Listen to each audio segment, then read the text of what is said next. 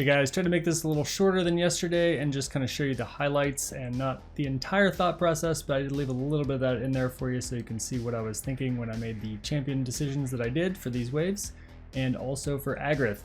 A lot of information there on Agreth in this video, and we did get away without having any legendaries on the team for a couple clears there, and then did bring some of them back in after we beat it to try to see if we could get a little bit better times, and came out with some pretty good times today, so let's jump right into it. I was getting some crap from some clanmates about not clearing these fast enough, so we are gonna see if we can put together some speed teams that'll work on auto and speed through some of these levels this time. So we'll see what I can put together, and I'll be right back.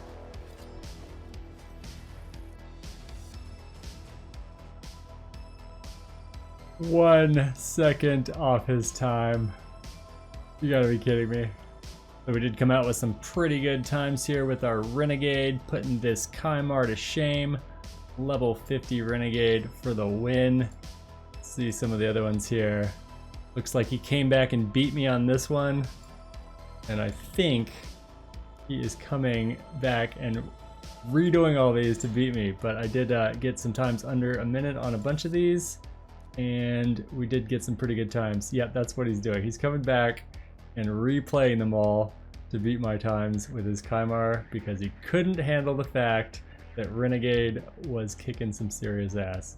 Oh well, we are beating these waves in under a minute, and that is great to see.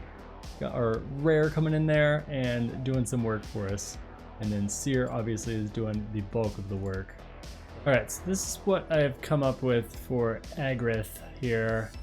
We've got Venus for debuffs and poisons, also Lydia for debuffs, strengthen, and she is going to give us increased speed. We are missing a slow speed, which I think we might actually want. You know, maybe we just throw in a Sluglord for another cleanse and a strip. See how that treats us. I don't think it's going to be a speed run necessarily, but he will add some survivability to ensure we get this done on the first try. So let's try that out.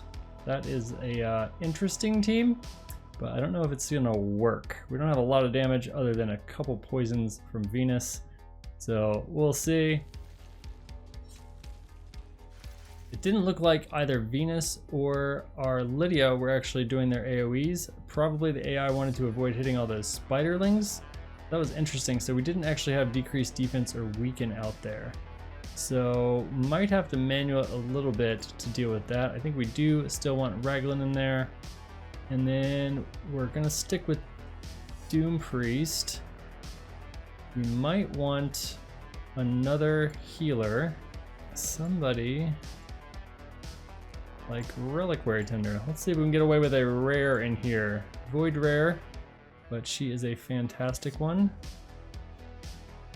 And she will bring us some continuous healing as well to help keep us alive.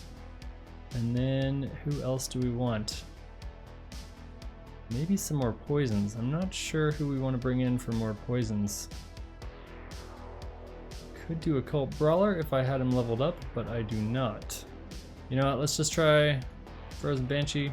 Try to throw another rare in there. I think she's geared relatively well, so let's see how this goes.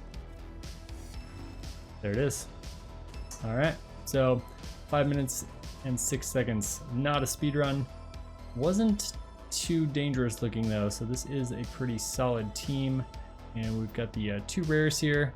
Let's see, Reliquary Tender actually did quite a bit of damage through her poisons. She's in a toxic set, and she's also got War Master. Frozen Banshee, of course, is built for Clan Boss, so War Master poisons there. And then Venus came in with a ton of poisons as well for us and did a lot of the damage on the waves. Alright, so we got this Nether Spider down once. Let's see if we can do this without these legendaries. Venus actually wasn't doing a whole lot for us once we did get to the Spider, as she was not doing her AoE decreased defense and weaken, so not a huge deal to get rid of her, to be honest. And then Raglan didn't actually need to revive anyone, but she was really clutch for the cleanse. So let's try to find another cleanser to replace her. That is not a Void Legendary. Not sure I have a better poisoner. Steel Skull would be great. He's a good affinity, also has a cleanse and has a couple of poisons. So we could try old Steel Skull. It's a very heal heavy team we got here. So this could possibly work. Let's give this a shot. Okay, so this is definitely not going to work with Sky Touch. Unfortunately, her AoE causes all the spiderlings to attack, and then the spider is healing up when they are doing their attacks and healing right back to full. So I'm not sure where that is. I guess it's in the spiderling skills. So it's not in these tooltips, but we're gonna come back and try this without her. We'll have to find a different cleanser. We could do the block debuffs from Sepulcher. She is gonna be weak affinity. Might not be the end of the world. We'll stick her in there for now. When the spider combusts, those poisons gonna ignore defense anyways, so this defense aura isn't gonna help us a ton.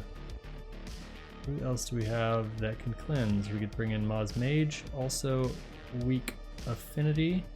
So I think this is gonna be our best option. I think we're gonna go with Sepulcher and Steel Skull again, and try it without that AoE A1 from old Dirtfoot Sky Touched Shaman. So let's give this a try.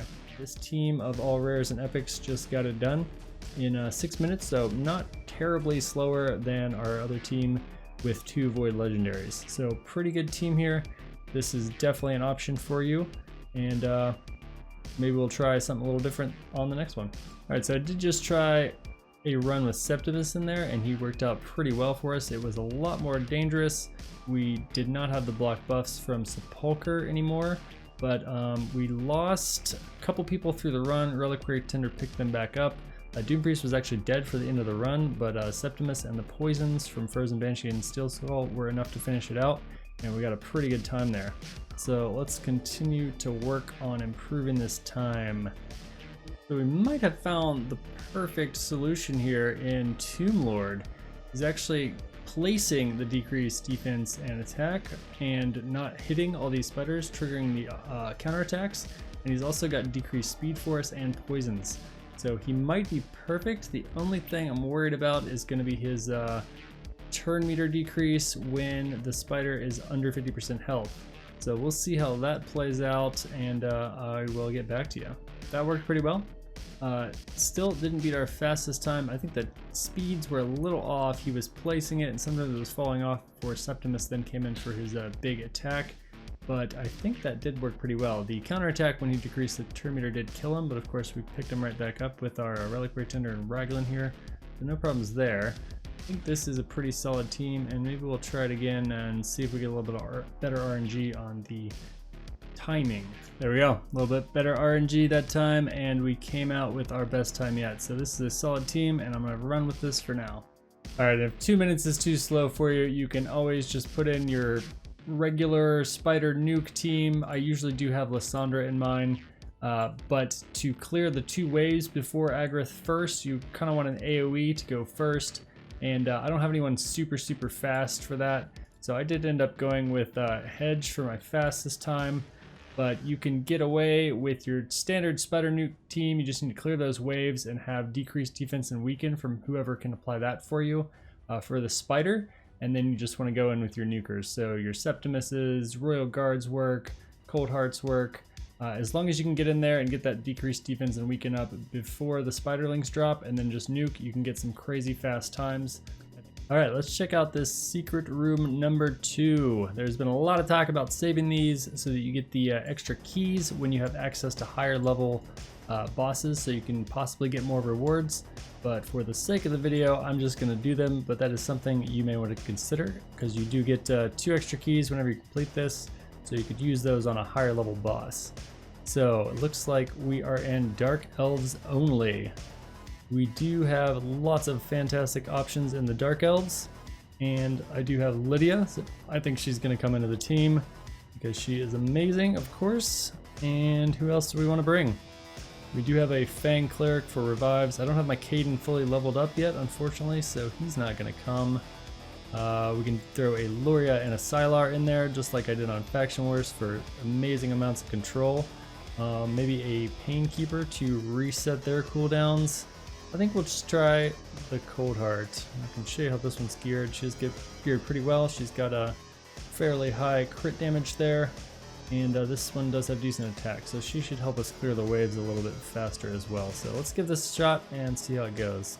Alright, so 255, and we got some more tokens for Thea. Awesome.